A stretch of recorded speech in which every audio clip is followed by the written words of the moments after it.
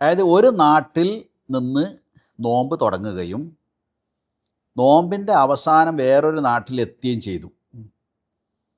അയാൾ ഏത് നാട്ടിലാണോ എത്തിയത് ആ നാട്ടിലെ നിയമമാണ് അയാൾക്ക് ബാധകമാകുക.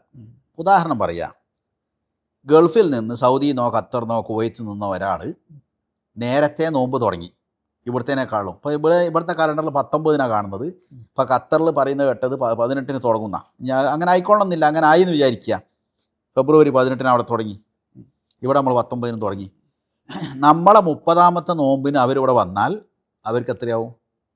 31 അതുകൊണ്ട് ഒരു വിഭാഗം പണ്ഡിതന്മാർ പറയുന്നത്, ഭൂരിഭാഗം എന്ന് വേണമെങ്കിൽ പറയാം, അവരിവിടെ വന്നിട്ട് 31ാമത്തെ നോമ്പ് എടുക്കണം. കാരണം അവർക്ക് ഇവിടുത്തെ വിധിയാണ്. ഇവിടെ എത്തിയ അയാളോട് നിങ്ങൾ ചോദിച്ചു നിൽക്കുക, ഇതേതാ മാസം? അയാൾ എന്താ പറയുക? റമദാൻ എന്നല്ല പറയാ, റമദാനാണ് പറയാ.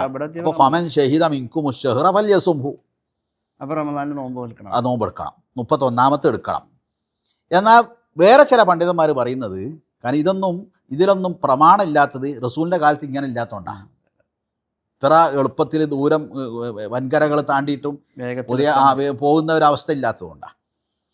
പിന്നെ ദിവസം മാറുന്നു, പെരുന്നാൾ എന്നാന്ന് തിരിയുന്നൊക്കെ ഒക്കെ ദൂരത്തിൻ്റെ ഒക്കെ പ്രശ്നമുണ്ട്. അങ്ങനെ ഇന്നത്തെ കമ്മ്യൂണിക്കേഷൻ വാട്സപ്പ് ഇതൊന്നും അല്ലല്ലോ. വേറെ വിഭാഗം പണ്ഡിതന്മാർ പറയുന്നത് അറബി മാസം 29, 30 അത്രയേ ഉള്ളൂ. അപ്പോൾ അയാളെ സംബന്ധിച്ചിടത്തോളം അയാൾ റമദാനിലെ 30 നോമ്പ് അനുഷ്ഠിച്ചു കഴിഞ്ഞു. അപ്പോൾ അയാൾ ഇവിടെ വന്ന് 31ാമത്തെ എടുക്കരുത്. പിന്നെ അയാൾ എന്താ ചെയ്യേണ്ടത്? പെരുന്നാളും ആക്കരുത്. കാരണം ഇവിടെ പെരുന്നാളായില്ലല്ലോ, ഒറ്റയ്ക്ക് പെരുന്നാളാക്കാൻ പറ്റുമല്ലോ. അയാൾ നോമ്പ് എടുക്കാതെ വെയിറ്റ് ചെയ്യുകയും പിറ്റേന്ന് എല്ലാവരെയും കൂടെ അപ്പോൾ അതെ, ഈ 2 അഭിപ്രായമുണ്ട്. ഒരാൾക്ക് ഏത് കൊടുക്കാം, ഇന്നതേ ശരി എന്ന് പറയാൻ പറ്റൂല. അപ്പോൾ എന്നോട് ചോദിച്ചാൽ എൻ്റെ വ്യക്തിപരമായത് ഞാൻ 31ാമത്തെ കൊടുക്കട്ടെ എന്നുള്ളതിനാണ് ചോദിക്കാനും. വലിയ ഇമാമുമാരൊക്കെ അങ്ങനെ പറഞ്ഞിട്ടുണ്ട്.